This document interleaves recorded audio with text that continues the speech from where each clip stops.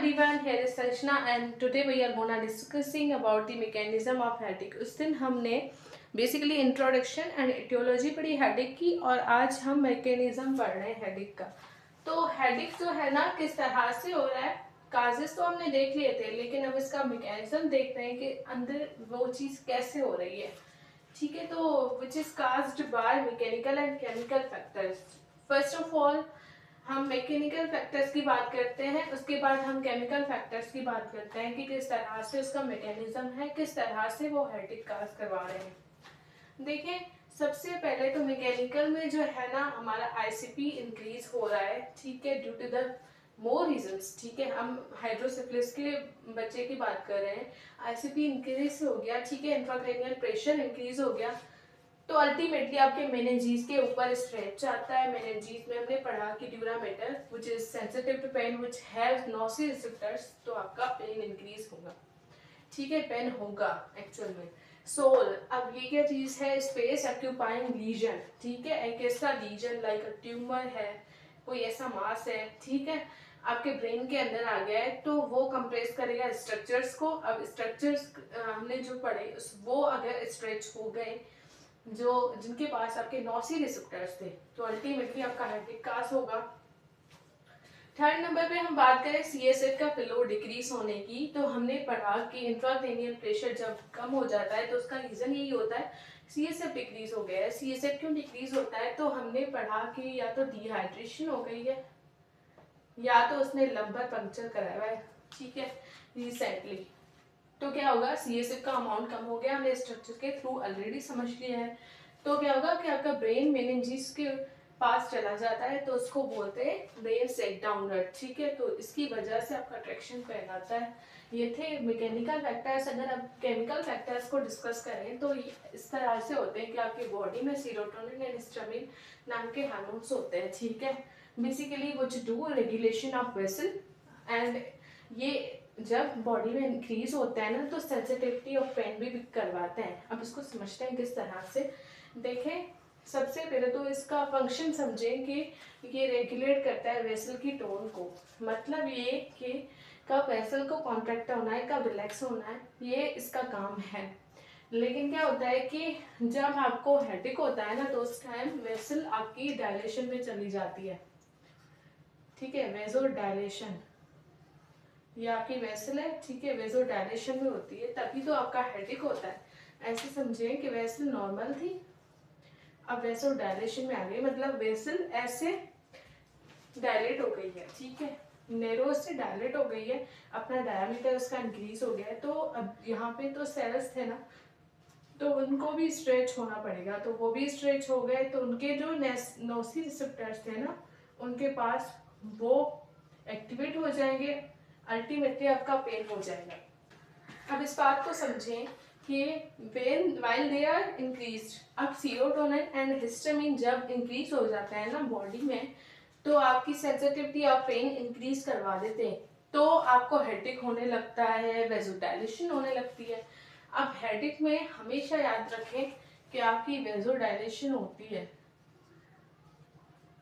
मतलब अगर ये चीज हो गई ना वेस्कुलर काजेस जैसे हमने पढ़े, अगर ये काजेस है तो वेसो कॉन्स्ट्रिक्शन नहीं है, वेसोडाइलेशन है और हेडेक हो रहा है। ठीक है, और अभी ना इसकी हम पैटर्न ऑफ हेडेक को डिस्कस करते हैं and as well as management को डिस्कस करते हैं। आप पैटर्न ऑफ हेडेक को डिस्कस करते हैं तो इसमें ना हेडेक के पैटर्न्स को देखें कि किस तरह से हेडेक किस किस टाइप में हो रहा है। ऐसे समझें कि single episode of severe pain में, मतलब उस बंदे को जो पेशेंट्स होते हैं ना उनको एकदम से एक ही ड्यूरेशन में, ठीक है, एक ही ड्यूरेशन में पेन होने लगता है। अब ये जो है ना हेडेक आपका सबअर्कनॉइड हेमरेज होता है ना, उनमें देखने को मिलता है, जो पेशेंट्स सबअर्कनॉइड हेमरेज के पेशेंट्स होते हैं।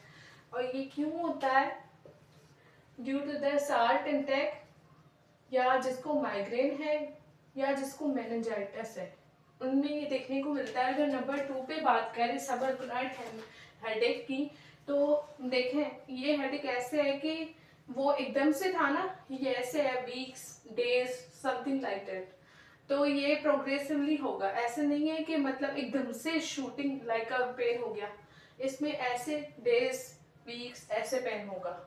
तो अब देखें ये क्यों हो रहा है, ड्यू टू द, ठीक है, आपका मेनिंजाइटिस की वजह से हो रहा है, एंड प्लस में SOL स्पेस ऑक्यूपाइंग लीजन। अब आप सोच रहे होंगे ना मेनिंजाइटिस उसमें भी था, ऊपर वाले में नीचे में भी आ रहा है, क्यों? क्योंकि देखें मेनिंजाइटिस बेसिकली एकदम से भी हो रहा है जब आप उसको ट्रीट करते हो ना, जिससे लाइक आप ट्रीटमेंट गोल्स बनाते हो, ये अक्यूट फेज है, ये सब अक्यूट है, तो आहिस्ता आहिस्ता जब आप उसको टेबलेट्स देते हो, मेडिसिन देते हो ना, तो वो एक ट्रीट हो जाता है, ठीक है, मेडिसिन से। तो इसके एक फेजेस आते हैं लाइक अक्यूट सब अक्यूट, तो उसको इस कैटेगरी में रखते हैं लाइक सब अक्यूट हेडेक, ठीक है। और इसका जो हेडेक है मतलब सोल की वजह से जो SOL स्पेस ऑक्यूपाइंग लीजन, इसकी वजह से जो हेडेक हो रहा है ना बेसिकली, वो भी इसमें आ रहा है आपका। रिकरेंट हेडेक है ना, वो होता है basically due to the sinusitis की वजह से, साइनसाइटिस की वजह से, ठीक है, टेंशन की वजह से, और प्लस में मैलिग्नेंट HTN की वजह से, ठीक है, ये इसकी वजह से ये रिकरेंट हेडेक होता है। और ना मैलिग्नेंट HTN क्या होता है कि ऐसे समझे, मैलिग्नेंट तो आप लोगों को पता ही होगा कि बेनाइन ट्यूमर होता है, एक मैलिग्नेंट ट्यूमर होता है, ठीक है। ये आपके सामने एक वेसल है, ठीक है, ऐसे समझे कि ट्यूमर कहीं और जगह पे था, अब वो इस वेसल में आ गया है, तो इसको मैलिग्नेंट बोलते हैं, मतलब एक जगह छोड़ के दूसरी जगह आना, तो उसको मैलिग्नेंट बोलते हैं। ट्यूमर को HTN मतलब कि उस आर्टरी में आना जिसका ब्लड प्रेशर जो है इंक्रीज्ड है, ठीक है, इसकी वजह से जो हेडेक होता है वो आपका रिकरेंट हेडेक होता है। अब आते हैं इसकी मैनेजमेंट के ऊपर। तो मैनेजमेंट में आप पेशेंट को ना ट्रैंक्विलाइजर्स दोगे, मेडिसिन, ताकि उसका हेडेक कम हो सके, उसको रिलीफ मिल सके। ये होती है टेंशन हेडेक के लिए। एंड एनाल्जेसिक दोगे लाइक अ पेनाडोल। कुछ पेशेंट्स ऐसे होते हैं हेडेक के, उनका पेनाडोल से भी सही हो जाता है, तो आप उनको ये दोगे, एंटी डिप्रेशंस भी दोगे लाइक जिसको डिप्रेशन है, ठीक है, और ये अश्योरेंस भी दोगे कि आप सही हो जाएंगे, आप डॉक्टर से कंसल्ट करें, ठीक है। ये था हमारा आज का lecture. Thank you so much for watching my video. Do like, do subscribe to my channel.